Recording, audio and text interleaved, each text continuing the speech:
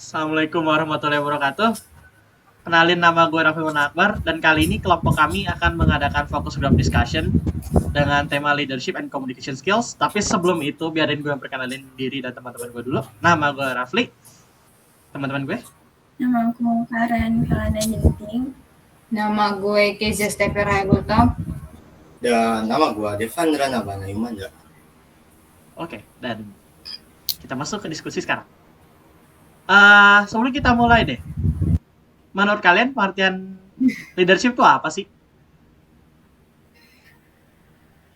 Kalau dari gue dulu, leadership itu kemampuan seseorang untuk membuat orang lain mengikuti dia demi keuntungan bersama. Bagi gue sih gitu, leadership itu, karena intinya kan kepemimpinan tuh menurut gue gitu. Ketika mereka bisa ngikutin lo, tapi gak membuat mereka semata-mata ngikutin lo karena lo maksa, enggak. Mereka yang mau, ingin mereka sendiri, karena ngelihat lo. Ya.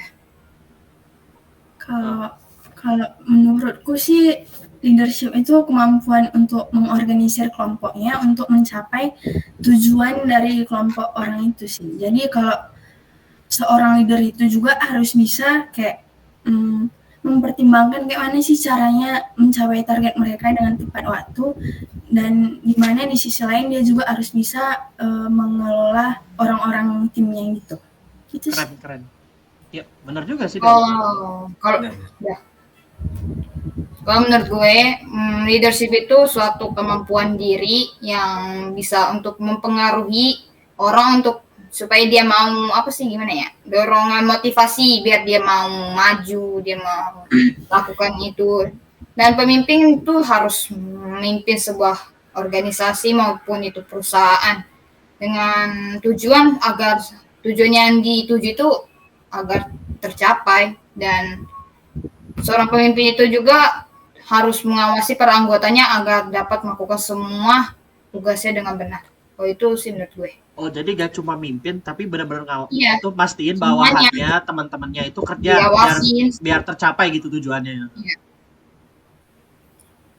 Kalau gue leadership itu apa ya? Dia leadership artinya sifat yang harus dimiliki oleh seorang pemimpin kan, kayak seorang leader. Yang dimana seorang leader tuh harus mempunyai sifat kebijaksanaan, ada keberanian juga, ada mampu membuat keputusan juga, dan juga gak gampang terpengaruh gitu. Tapi seorang leader juga itu harus bisa memotivasi anggotanya dan juga mempengaruhi ya. Artinya seorang leader itu artinya kalau misalkan anggotanya ada yang salah, lu seorang leader lu harus ngasih tahu yang benar gitu. Dan juga lu seorang leader juga harus memotivasi anggotanya itu semua juga. Oh, jadi kayak leader tuh harus punya sifat-sifat tertentu yang bikin gimana dia bisa membuat orang tertarik, membuat orang mengikuti dia, dan akhirnya bisa simpati gitu sama dia, dan akhirnya bisa kumpul bareng-bareng dengan dia sebagai puncak, dan dia bisa mimpin dia ke tujuan bersama. Itu yang gue tangkap dari lu sih. Keren sih. Tujuannya harus tercapai nanti.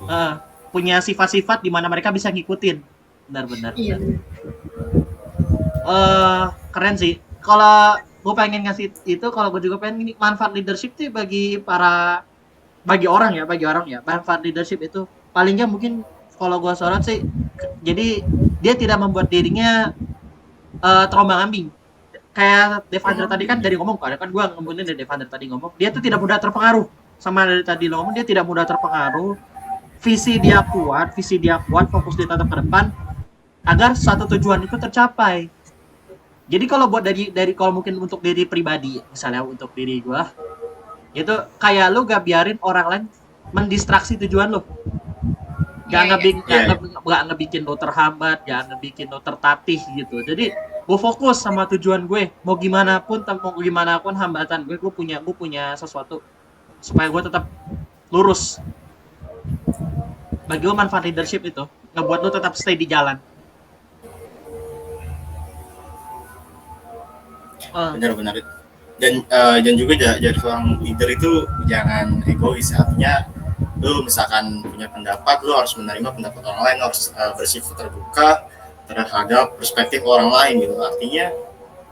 Artinya lu artinya lu Kayak bisa ngumpulin menerima semua pendapat orang. itu. Iya. Ya. Terus Benar-benar. buat kesimpulannya itu tanpa merugikan sih pastinya. Kalau gue sih manfaatnya membangun kepercayaan diri. Biar semua anggotanya itu ada yang percaya, yang tadi yang nggak percaya bisa percaya diri. Ada punya pemimpin yang percaya diri. Bayangin coba, lu pemimpin lu nggak percaya diri, lu pasti nggak percaya diri, ya kan? Benar banget. Pemimpin yang kompeten itu membangun rasa kompeten juga bagi para bawahannya gitu. Mereka percaya, oh leader gue bisa begini, ada jaminan nih gitu. Ada jaminan. Benar. Kalau pemimpinnya aja gak nunjukin karisma, gak nunjukin bahwa dia bisa memimpin sebanyak orang, Anggotanya nggak akan bisa. anggota juga, ini orang bisa apa enggak sih? Ya, diraguin, jadi Tapi kok meragukan. jadi pemimpin, akhirnya apa, organisasi kacau. Benar.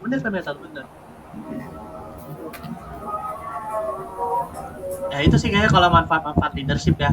Kalau buat cara ningkatin leadership versi gue. Salah satu dari leadership adalah keberanian untuk berkomunikasi sama orang, terus keberanian untuk membangun visi. Salah satu caranya bagi gue adalah selain mainstreamnya sih kan ya, mulai mencoba hal-hal baru sama ningkatin leadership itu dengan cara bergabung ke organisasi. Mainstream memang, tapi iya emang di organisasi kan lu bisa lihat berbagai macam orang, ikutin alur bagaimana sebuah organisasi itu bekerja, dan mungkin lu dikasih jabatan. Dan saat ya kan di organisasi gak mungkin lu tiba-tiba jadi pemimpin kan ya. Lu naik dulu kastanya dari anggotanya udah agak lama, nanti baru dikasih apa gitu ke kerjaan atau bagian di organisasi tersebut. Sama tiba-tiba kalau misalnya lu udah dianggap cukup kompeten, mungkin setahun, mungkin 2 tahun, atau mungkin kalau dalam konteks misalnya sekolah atau SMA, kalau pas SMA ya, pas misalnya itu mungkin sekitar 1 semesteran kurang, tiba-tiba udah lu dipilih jadi anggota. Karena pengalaman gue kebetulan jadi wakil ketua pas gue School Japanese Club pas SMA.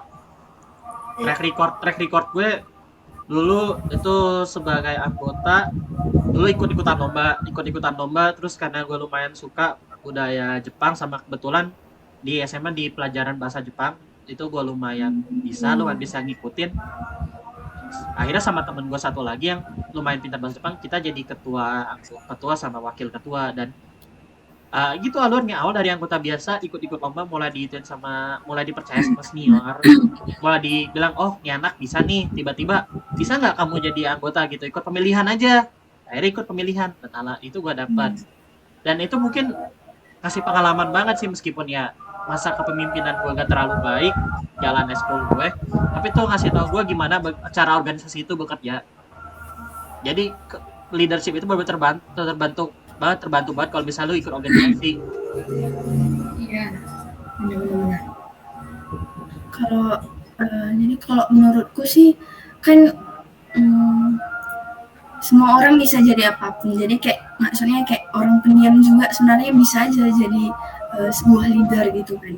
Jadi menurutku untuk ningkatin skillnya leadership skill ini, yang pertama sih mendekatkan diri sama yang berpengalaman, terus sama lingkungan yang membangun. Jadi pertama belajar dari yang berpengalaman, terus dengan adanya lingkungan yang membangun, jadi orang-orang dari lingkungan tersebut kayak mendorong itu, nge-push, kau bisa gitu sih. Itu nggak sih gitu. Oh, jadi kayak deketin diri, ya bener, kayak deketin senior yang udah berpengalaman. Jadi kita bisa tahu bagaimana cara dia memimpin, bagaimana cara dia komunikasi. Ya itu benar juga sih, keren. Jadi sebenarnya cara kayak gitu bikin lu lebih tahu bagaimana, oh lingkungan gua kayak gini gitu, karena dia udah tahu duluan. Benar keren. Apalagi kalau udah dekat sama yang berpengalaman kan, kalau misalnya ada kesalahan gitu dia bisa ngoreksi gitu, jadi kita tahu mau yang mana yang benar, mana yang salah, ngasih ke siapa gitu. Itu sih. Kalau menurut gue ya, cara meningkatkan kemampuan leadership yang pasti setiap seorang pemimpin tuh harus disiplin. Kalau nggak disiplin, pasti Pas anggotanya banget. Pas hancur. banget. Benar, benar. Iya, benar. Iya, itu benar. Pemimpin kalau nggak disiplin, anggotanya Ya, pada anggotanya nggak ada. nggak ada yang ngikutin dia. Nanti kerja A, kerjain yang B, nanti hancur semua. Jadi yang benar. Habis itu komunikasi yang baik. Lu kalau misalnya mau ngomong sama timmu nih, komunikasi lu nggak benar, ya gimana ya? Rantai komando dari lu ke bawah tuh kagak bakal nyampe. Jadi Gak bakal perintah nyampe nanti, dia ngomong apa ya? Heeh. Gitu. Parah emang. Dan seorang pemimpin itu jangan takut untuk berinisiatif. Jadi kalau dia punya ide, punya sesuatu yang ada di otaknya, keluarin aja, nggak usah disimpen-simpen. Jadi kalau ada nanti mau ngerjain sesuatu, dia punya ide nih pemimpinnya, lu keluarin, jangan lu pendem. Kalau lu pendem, emang ada yang tahu, begitu. Menurut gue, kita saya organisasi, kita emang cenayang bisa nebak rencana lu kepada cenayang, bukan cenayang dong. Nah, ya. enggak gitu gimana mikir gini, ini leader arah organisasi kemana sih, kagak ngomong apa-apa. Iya, makanya dia harus ngeluarin apa pendapat dia gitu. Karena ya benar-benar tepat juga. Nah, yang terakhir, leader tuh harus bertanggung jawab. Kalau lu nggak bertanggung jawab, semua yang lu kerjain pasti jawabannya pasti tahu masing-masing. Kukira lepas polda kesalahan lepas ke anggota. Iya, anggotanya nanti ada yang keluar. Kan? Dia misalnya leadernya buat kesalahan, oh ini salah anggota ini. Iya, nggak mau tanggung jawab. Padahal dia leader, pemimpin kan yang mau menanggung resiko. Masa dia nggak mau menanggung kesalahan? Itu sih menurut gue. Oke, siap. Ada lagi yang mau ngasih untuk manfaat leader bagi diri sendiri gitu, bagi masing-masing? Pak, cukup? Cukup. Cukup. Oke, kita mulai. Itu selanjutnya sih communication skills. Bentar. Kalau gue jadi kalau gue simpulin dari itu ada sesi kita tadi. Jadi pentingnya leadership itu pertama kan yang tadi gue bilang, membuat lo stay di jalan, tetap di itu masing-masing. Habis itu pentingnya leadership itu ngebangun kepercayaan diri sama disiplin yang bagus bagi pribadi. Dan cara-cara ngebentuk disiplin tuh ada beberapa, tapi yang tadi mungkin itu paling itu disiplin sama deketin orang. Bener sih itu tuh, ketika lu gak punya disiplin diri, orang-orang gak bakal ngikutin lu, itu dianggap kurang kompeten, itu gak bikin orang dekat sama lu. Disiplin tuh penting banget demi hidup lu, sama bikin lu bisa nentuin skala prioritas mana yang penting, mana yang enggak, biar hidup lu nggak berantakan. Jadi lu tahu saat kapan harus nongki sama temen, saat kapan lu harus fokus ngerjain tugas sama itu masa depan lu gimana gitu. Iya. Lebih terancam dan lebih terarah. Itu mungkin leadership paling nggak, kalau misalnya bukan kita di organisasi, menjadi leader bagi diri kita sendiri, karena setiap manusia adalah pemimpin bagi dirinya sendiri. Iya. Benar. Dan gue mau tambahin ya, ada sikap yang harus dimiliki oleh seorang leader itu mempunyai keterampilan sosial. Artinya seorang leader ini tuh peka terhadap situasi sosialnya. Artinya kan seorang leader tuh pasti mempunyai suatu karyawan atau anggota-anggotanya kan. Benar kan? Terus itu harus peka tuh terhadap anggota-anggota, dan mana anggotanya itu malah ditelantarkan.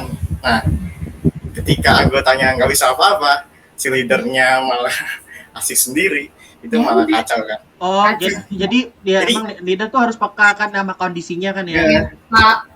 Jadi kalau ada anggotanya yang nggak bisa apa-apa, ya seorang leader ini harus mengajari timnya tersebut, mengajari anggota-anggota tersebut. Dia bukan pemerintah atau enggak, lu bisa meminta feedback dari anggota-anggota.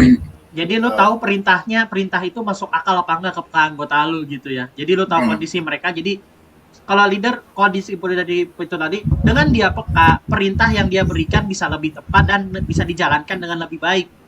Misalnya gue tahu kondisi, misalnya gue pengen nyuruh si B ke sini tapi dia lagi sakit, tapi kalau dia gak peka, gue suruh aja. Akhirnya si B maksain diri, akhirnya misalnya pesannya apa yang harus dikirimkan ngaco, entah ketinggalan, hilang segala macam.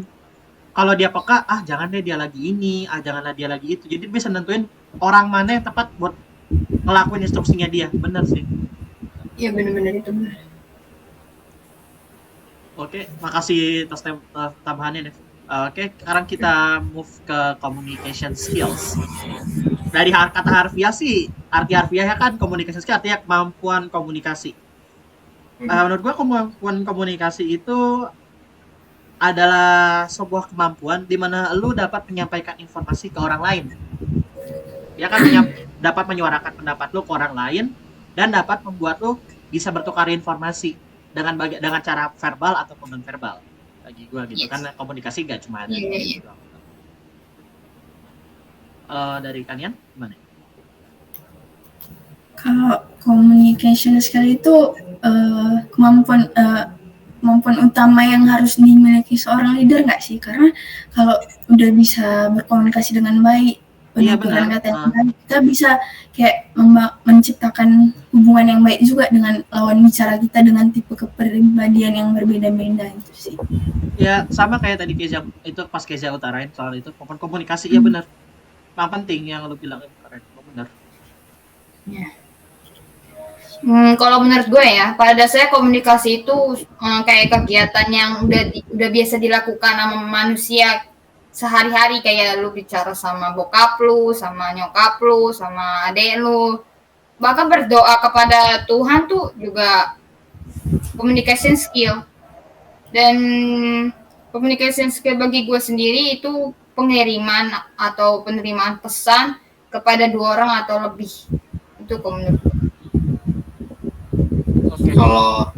Kalau menurut gue ya, kan ini kan skill juga ya, kayak another skill dari leadership yang harus dimiliki oleh seorang leader. Jadi ketika leader tidak mempunyai communication skill ya, artinya ada yang kurang dari seorang leader gitu. Artinya dia ketika presentasi kepada anggota-anggotanya, pesan yang disampaikan oleh seorang leader tidak tersampaikan dengan baik. Jadi menurut gue communication skill itu adalah komunikasi dua arah atau dengan suatu kelompok yang dimana pendengarnya itu mengerti apa yang kita maksud, apa yang kita tujuan kita itu dia mengerti gitu. Itu menurut gua communication skill. Oh ya, kecakapan untuk berkomunikasi dengan orang ke orang atau orang ke kelompok dengan cara menyampaikan pendapat kita dengan tujuan agar mereka tuh mengerti. Ya, tujuannya mereka mengerti. Jadi itu merupakan communication skill yang baik. Berarti kayak sebuah kemampuan untuk mengutarakan pendapat ke orang gitu ya, supaya mereka mengerti maksud. Ya, gue paham. Kalau communication skill sih kayaknya penting banget ya buat kita sebagai mahasiswa sisi IT kan ya. Apalagi dari awal dari project ISAS ya, dari project ISAS pertama kali kita disuruh lu kerja sama orang yang belum lu kenal sama sekali, belum lu kenal.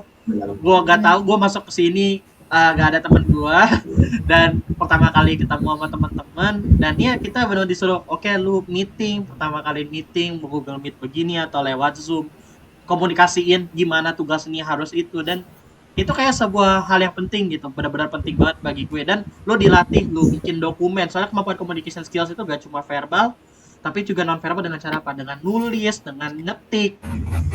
Lo ngetik gimana caranya tugas lo tuh bisa disampaikan, orang dosen yang baca tuh ngerti tugas lo apaan gitu. Iya. Jangan sampai dosennya nanya, ini kamu ngerjain apa? Iya, itu ternyata enak banget ditanyain gitu. Apalagi sama tugas-tugas gitu, mungkin pada kita ujian perlu jawaban yang panjang, benar-benar panjang. Kan ada berapa waktu ujian kita jawabannya panjang banget, sampai itu tuh benar nguji kemampuan kita untuk menulis, untuk bagaimana mengutarakan apa sih yang kita pelajari di perkuliahan. Jadi communication skill tuh benar-benar dilatih di sini dan sangat-sangat berlaku kayaknya buat buat orang kayak gimana pun. Meskipun ya bagian nulis itu susah sih. Iya, gue akuin susah, gue akuin. Itu doang. Oke, buat dari kalian gimana? Untuk Jadi intinya kalau mau mengutarakan pendapat atau ide gitu bisa langsung on point dan nggak bertele-tele gitu kan, berarti maksudnya. benar-benar sih. Benar. Ya jadi ingat jawaban gue kepanjangan. Iya benar, sorry. Iya benar, gak bertele-tele dan on point ya. Iya. Dan memang ada dua tipe orang sih kalau nyampe pendapat kan ya. Ada yang paling muter dulu, ada yang kalau itu to the point langsung. Iya. Buat mengutarakan pemikiran, buat Beda-beda. pemikirannya. Apa udah cukup kali ya, atau pentingnya communication skills bagi kita ya? Udah cukup ya. Kayak penting banget sih di masa kita sebagai mahasiswa. Penting banget. Penting banget. Apalagi zaman sekarang kan serba digital, internet, diri komunikasi, kita berkomunikasi dengan orang tuh bisa di mana aja, lewat HP, lewat sosial media terutama. Jadi sangat penting menurut saya di zaman serba digital seperti ini. Iya, tapi gue mau kasih concern sih kepada menulis. Kan kita setelah pandemi dari 2019 akhir sampai sekarang, menulis itu benar-benar concern karena kita nggak bisa tatap muka. Terus Iya. kadang-kadang kan online conference ini kan susah karena masalah sinyal, jadi kita lebih sering mengetik di medsos. Iya. Kita kadang yang problem gue dari menulis itu kita nggak tahu intonasi atau nada bicara. Iya, Kita nadanya. nggak tahu Iya. kataan. Jadi Misalnya kalau kita balas satu balasan ya, itu orang bisa multitafsir. Apakah dia kesel sama gue, kita tulis ya, Iya. entah dia itu sama gue. Soalnya intonasi itu juga perlu sih Apa sebenarnya. dia lagi ngambek kali sama gue ya? Dengan cuma balas iya aja gitu. Apalagi balasan one liner atau balasan sebaris aja. Oke, cukup ya, gini aja gitu. Pendek banget. Padahal kita Jadi udah nulis panjang. Udah ABCD dia cuma ya. Oke. Sama kadang problem di tulisan tuh kadang kata-kata yang disingkat, takutnya multitafsir. Iya, suka-suka tingkatan.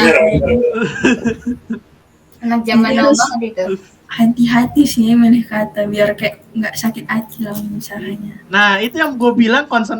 Bener, itu concern memilih kata tuh biar lawan jenis itu kagak multitafsir, gak menafsirkan ke hal yang lain, itu sulit, biar gak ambigu, biar gak makna ganda.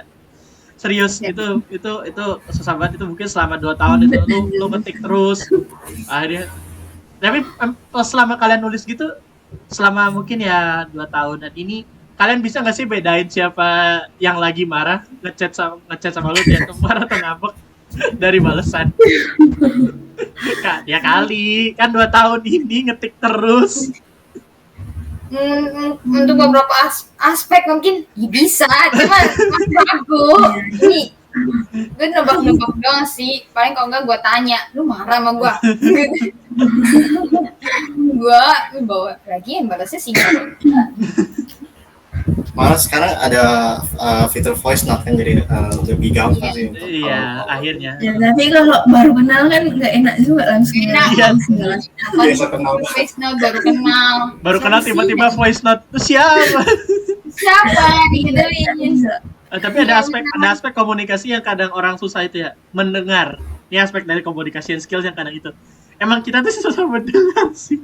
Susah. Kita lebih banyak bicara daripada mendengar gitu, sehingga kita melupakan apa sih yang orang pengen sampaikan ke kita gitu. Benar. Buat dasarnya sih. Tapi emang untuk jadi pendengar yang baik kadang lu dianggap jadi conge sih. Kadang jadi dianggap apatis, tapi kan gue dari tadi dengerin. Iya, gue yang sebagai tipe yang suka mendengar gitu, gue denger dong, paham gak sih gitu. Ya capek banget gue dengerin lu ngomong gue gituin. Padahal kita memang berusaha, kita mendengar, kita Iya, berusaha mau gue pahamin, berusaha. kasih saran, tapi dia malah remehin gue, adalah capek gue. Padahal kan kalau dua-duanya ngomong, oke, siapa yang paham? Iya. Jadi aspek communication skill paling yang mungkin benar-benar kita itu kan ada mendengar, berbicara, dan menulis. Itu mungkin dasar, tapi itu yang penting banget. penting banget itu. Kalau pertanyaan bermanfaat apa enggak, itu sangat-sangat bermanfaat bagi kita sebagai mahasiswa. Dan kalau cara ningkatinnya ya mungkin diskusi grup kayak gini emang salah satu cara meningkatkan komunikasi sih. Atau cara mungkinnya kayak leadership tadi, masuk organisasi demi bertemu orang-orang. Kan orang nggak semua orang tipe komunikasinya sama kan ya, berbeda-beda. Beda-beda. Culture bahasanya beda. Ada yang ya kosakatanya kadang nggak bisa diatur, tapi ternyata dia sebenarnya orangnya begini gitu. Ada orang tipe orang yang dalam berkomunikasi bisa dalam menggunakan kata-kata yang baik, dalam menyembunyikan maksud, sehingga kita harus berusaha menelaah lagi secara tersirat, ini orang ngomong apa sih sebenarnya. Yang kayak gitu tuh, yang kadang ngeselin. Tapi itu melatih sih, kalau dari Devandre tadi ngomong soal leadership, itu melatih kepekaan. Iya. Jadi harus peka jadi orang. Gue takut jadi Padi itu sebagai orang yang kadang itu suka susah buat baca situasi. Bagi gue orang yang kurang peka. Gue nggak peka orangnya.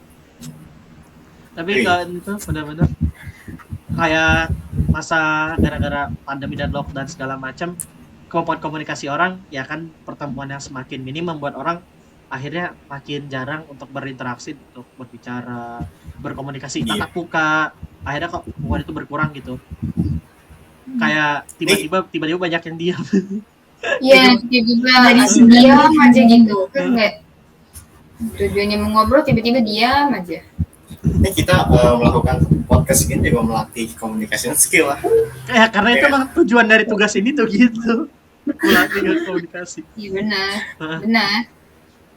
Melatih apa ya, mahasiswa yang mungkin udah lama berkomunikasi secara tatap muka, secara verbal, lewat ketikan aja gitu, supaya nanti harapannya dengan banyaknya pelatihan soal komunikasi dan kepemimpinan di masa kuliah itu ngebantu ketika lu kerja, karena saat lu kerja, dua hal ini benar-benar faktor pokok dan sangat menentukan. Lu salah dikit ya siapa tahu yang terjadi sama lu gitu. Nggak ada yang tahu. Pemecatan, dari mulai pemecatan, pemerintah yang nggak bisa diterima dengan baik, miskomunikasi sesama teman atau rekan kerja yang bisa mengakibatkan kerugian material loh, bukan kerugian material. Kalau di dunia kerja itu benar-benar membuat lu berpikir untuk meningkatkan kemampuan berkomunikasi lu secara lebih dini gitu di perkuliahan sih. Iya benar. Ini Rafli kayak gini-gini salah satu body language untuk meningkatkan communication skill. Jadi iya benar ada yang lupa. Gestur body language itu butuh banget nih kalau gestur, mimik muka. Kita lebih menarik juga, jadi yang pendengarnya juga tertarik dengan apa yang kita sampaikan. Oh iya, ada salah satu cara mungkin ya yang benar-benar pokok sama kadang ditakuti orang-orang dalam meningkatkan communication skill, public speaking. Nah, iya. Itu kelemahan gue banget. Aduh. Iya, kadang lu tremor nggak sih gitu, lu di depan orang nggak kenal. Bukan tremor sih, lebih ke kayak rasanya kan pengen bisa tapi nggak bisa. Ketika lu nyampein apa yang harus dipresentasiin, bisa dunia kerja ya, bayangin ini PowerPoint lu harus ngejelasin ini ngetin ke orang gitu, lu bener-bener buka dia gitu. Public speaking itu kadang benar-benar dihindari gitu buat orang kuliah gitu. Tapi emang gue ngindari banget sih. Gue pasti ngindari kalau ada yang public speaking. Tapi emang itu skill paling penting sih itu. Tapi itu paling sulit itu kadang orang kan gak setiap itu. Lu ada demam panggung, ada yang disebutkan dalam demam panggung gitu.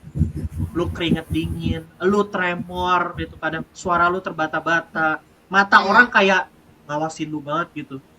Kayak ngeliatin lu dengan mata-mata yang atas ke bawah gitu. Liatin kita ini gimana ya?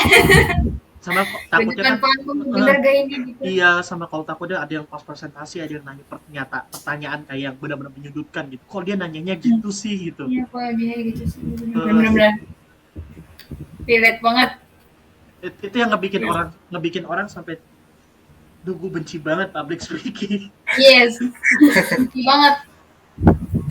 Jadi seharusnya kan di kuliah itu mereka tuh melatih public speaking dengan audiens yang lebih suportif, dengan cara oke, gak apa-apa, kamu gak apa-apa kok, gini doang boleh kamu Nah, panggung, atau udah jangan ketawain dia, kasih dia support sehingga ketika dia melakukan presentasi ke depannya gitu bisa lebih baik. Kadang-kadang materi yang dia punya bagus, program kan kita IT, program atau aplikasi yang dia punya bagus, tetapi dia kena cecar duluan, jatuh duluan karena mungkin nggak baik public. Karena apa? Nggak pernah latihan sama audiensnya kurang suportif. Karena Audiensnya nggak mendukung. Audiensnya nggak mendukung, kayak benar-benar apa ya? Kalau itu benar-benar menghakimi dia gitu, benar-benar mengawasi dia secara seksama, tapi nggak bikin dia nyaman untuk berpresentasi. Ya, Enggak. itu di dunia luar kayak gitu sih benar-benar. Makanya kalau tanggung jawabnya kan di kuliah itu kan benar-benar latihan dengan audiensnya sportif, kayak teman-teman sendiri atau mungkin dosen, kalau dosennya enak gitu buat mendukung lo supaya lebih itu berpresentasi ke depannya gitu. Nambah lagi ya, makasih banget ya. Makasih banget Dev, lo tadi bilang gestur. Ya itu penting ya. 2 tahun dia pandemi gak itu. Gestur, iya. Ngebaca itu orang. Oh ya, itu hubungan sama tadi poin peka. Ketika lo ngeliat gestur, lo bisa peka dia kenapa gitu. Iya. Dia tangannya jadi bergerak sendiri apa ngapain dia. Gue lo bayangin ketika ada orang suatu leader presentasi, tapi yang ngomong doang ya, tanpa gestur kayak yang kurang gitu, kayak dia ngomong udah diam datar. Di datar dong. Ini presentasi apa?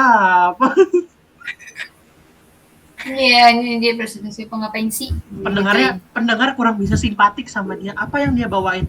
Kurang bisa merasa feel sama dia gitu. Iya. Oh ya, salah satu biasa dari public speaking tuh ada berapa sih? Karena mungkin dulu gue ada pengalaman. Jadi kalau gue sharing tuh pengalaman gue. Jadi dari SD gue ikut kompetisi sebagai dai cilik atau pengkhotbah. Nah, poin-poin yang sering gue terima adalah paling pertama adalah suara dari perut kalau misalnya lu public speaking. Dengan ini dari perut sampai itu suara lu bakal lebih lantang dan bakal lebih didengar audiens. Mereka bakal lebih fokus. Sama kalau dari gestur kontak mata. Gak perlu lu kontak matain semuanya, cuma beberapa lu lurus tatap mata audiens gitu, berapa. Jadi mereka tahu lu tuh serius sama mereka tuh. Lu tuh gak bisa dipandang remeh dan satu public speaking gitu. Saya di sini ingin menyampaikan sesuatu. Jadi mohon perhatiannya gitu. Ketika lu salam, ketika lu membuka public speaking misalnya selamat pagi, itu satu audiens nyadar lu tuh di depan. Ketika lu pakai suara perut dan gestur yang cocok gitu. Dan itu selama gue itu karena gue berlatih mungkin public speaking udah lama dari SD, SMP gue ikut dai dan paling kerasa sih SMA sih. Jadi ketika gue SMA, alhamdulillah gue bersyukur gue bisa dapat kesempatan ikut lomba English speech contest antar provinsi. Alhamdulillah gue bisa dapat tempat lah, peringkat di situ.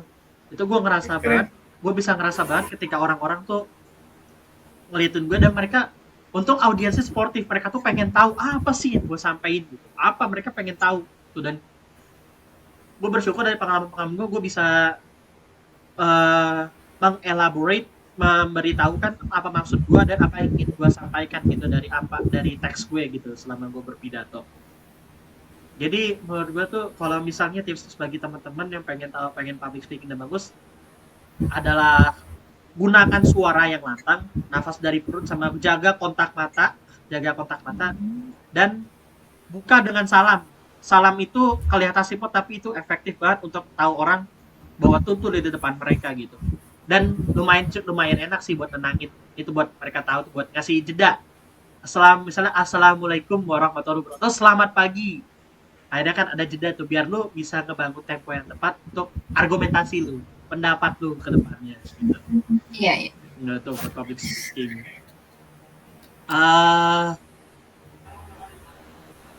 Kayaknya kayak gue tak terlalu lengkap di bacaan communication skills ya. Gak apa-apa. Malah bagus kok. Yang terpenting juga harus confidence, itu kan penting banget. Kepercayaan diri. Iya, kepercayaan diri. kepercayaan diri kadang Itu itu yang dibangun susah. dari latihan gitu. Emang tuh susah tapi itu dibangun dari latihan sih. Dari latihan apa kayak ngapalin teks gitu ya. Kadang kadang teks gue lupa gitu. Kalau misalnya lagi public speaking itu ketakutan gue tuh, lupa teks. Gimana? Padahal udah latihan tapi Ya, semalam gue benar-benar. ngapalin apa? Argumentasi gue buyar gitu. Iya udah diapain semalaman, pas ditampilin lupa.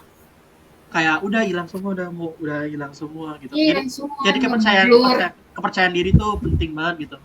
Dengan itu berarti nyambung sama top poin di mana lu tuh harus berlatih semaksimal mungkin, sesering mungkin kalau lu bisa untuk meningkatkan kepercayaan diri lu. Entah dulu sih gue mungkin latihan di cermin. Latihan di cermin, ngeliat gestur gue, ngeliat itu masing-masing. Ya emang kalau diinget-inget agak aneh sih. Malu gue kadang nggak inget malu gue sendiri tuh kayak ketawa sendiri sampai adek gue, kakak gila ya. Aduh, gue ngapain sih? Iya gue kadang ngapain sih bikin lagi gue gituin. Ngapain sih ngomong sendiri? Gue kayak orang gangguan. Iya kayak orang punya gangguan. Nah, mau gimana? Tapi ada satu hal sih yang kadang gue gak bisa. Kalau berapa orang sekarang di public speaking tuh ngebayangin orang jadi sesuatu. Gue gak bisa. Kayak bayangin orang tuh patung, gue gak bisa. Karena gue bayangin itu orang. Itu Gue juga orang. kadang disuruh bayangin aja mereka tuh nggak ada, mereka tuh hantu. Iya. Mereka tuh bukan hantu loh, begitu. Mereka orang. Gue dengar suara Susah mereka. ngebayanginnya itu. Gue dengar mereka komentarin gue dengar mereka berpendapat soal gue gitu. Kayak belum kita ngomong aja mereka udah ngomong. Suara ketawa dari ujung, cicik-cikikan Iya, gitu. bener banget. Iya, relate banget. Iya bener-bener. Bisik-bisik kayak gini, itu kan bikin kadang lu gak nyaman gitu saat lu public speaking di depan gitu. Udah bikin nggak pede duluan. Kayak kepercayaan diri lu tuh mulai perlahan-lahan terkikis gitu. Yang tadinya udah siap nih, lu udah siapin semuanya, pas maju, ya udah mundur. Iya. Jadi benar-benar kepercayaan diri tuh emang dibangun dari latihan terus-menerus. Tapi gue gak bisa bayangin mereka hal lain gitu. Karena pada dasarnya gue tetap terima feedback dari mereka. Iya. Tapi gue pernah dengar kan kalau ketika ada kan tipe orator atau tipe yang saat public speaking, ketika dia dengar argumentasi yang miring dikit-dikit dari audiens, kalau percaya dirinya udah kuat, dia bisa langsung counter itu di depan gitu. Tapi begini gitu, dia begini tapi gitu. Dia punya sesuatu tuh yang bisa bikin audiens, loh kok begini? Oh, dia bisa begini gitu. Dia gak sesuai, dia gak seperti apa yang kita duga gitu ternyata ketika dari itu. Iya, benar. Itu keren sih, ada beberapa tuh, atau mungkin kan kayak kalau bisa kasih contoh kan misalnya kayak tokoh-tokoh bangsa kita, misal dewan-dewan kita di PBB atau bapak-bapak bangsa kita kayak Muhammad Hatta, Bung Karno, itu kan kemampuan orator sama public speakingnya itu luar biasa gitu. Luar biasa banget. Luar biasa, lawan orang-orang argumentasi, nudutin Indonesia di meja-meja perundingan. Kan tajam-tajam itu penjajah. Kurang tajam apa menurut mereka tuh buat ngepelain kita gitu. Bener banget itu. Mereka bisa counter, mereka bisa ngebikin bahwa Indonesia ini berdiri begini gitu. Kalian gak ikut campur gitu. Ini wilayah kami gitu dalam perundingan. Itu hebat. Itu tipe orator ulung gitu. Atau kayak Bung Tomo gitu. Dia kan mengkobarkan jiwa-jiwa pahlawan orang-orang Surabaya saat 10 November gitu. Padahal udah gak mungkin tuh. Mereka cuma rakyat-rakyat biasa, lawannya tentara Inggris yang persenjataannya lengkap. Mana kayak menurut gue bisa kena mental sih, soalnya awal-awal sebelum perang itu di pesawat datang nyelin selebaran, menyerah untuk meninggalkan Surabaya. Lu gimana kena mental pesawat tempur lewatin terus lebaran gitu. Waduh, mereka punya pesawat. Kena mental dulu, benar. Mereka punya pesawat, senjata kita gak punya senjata modern, tapi ya paling golok, senapan dikit-dikit. Iya masih ini semua. Gimana gak kena mental kan? Kena banget itu pasti. Tapi mereka dengan pidatonya Bung Tomo gitu, Allahu Akbar, merdeka gitu, mengobarkan semangat itu pahlawan di Surabaya gitu. Meskipun ya mereka kalah sih ya mereka, tapi tetap gitu. Mereka dikenal sebagai pahlawan gitu mencoba mempertahankan kota Surabaya.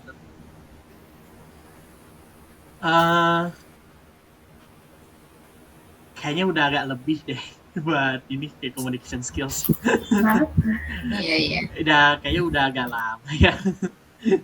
Oke, kalau kita kesimpulan ya, leadership itu penting banget buat bagi kita sebagai mahasiswa dalam menjalani kehidupan, apalagi di dalam kehidupan kuliah, dalam mengkomunikasikan tugas, membangun relasi, penting banget, membangun circle lingkaran pertemanan, Iya, circle itu penting. atau lingkaran pertemanan yang cocok sama kita, sama agar merancang masa depan kita ke depannya bagaimana biar kita tidak terbabing, sama communication skills membantu kita agar lebih mengerti orang lain, sama membantu kita mengutarakan pendapat kita ke orang banyak. Itu kalau kita kasih kesimpulan di diskusi kita pada sore kali ini. Tadi kalau agak formal, memang ini udah saatnya penutup. Oke, gitu aja para penonton, kalau viewers yang udah ngeliat diskusi kita. Terima kasih buat kalian semua yang udah nontonin podcast kita sampai sini atau fokus group discussion kita sampai sini. Oh, maaf kalau udah kelamaan, kalau banyak kita bisa yang lain-lain. Semoga ini bermanfaat bagi kalian semua. Kami dari 2WD2, saya Rafli Maulana Akbar. Karen Kelanda Ginting. Saya Kezia Stefi Regulto. Saya Devandra Nabana.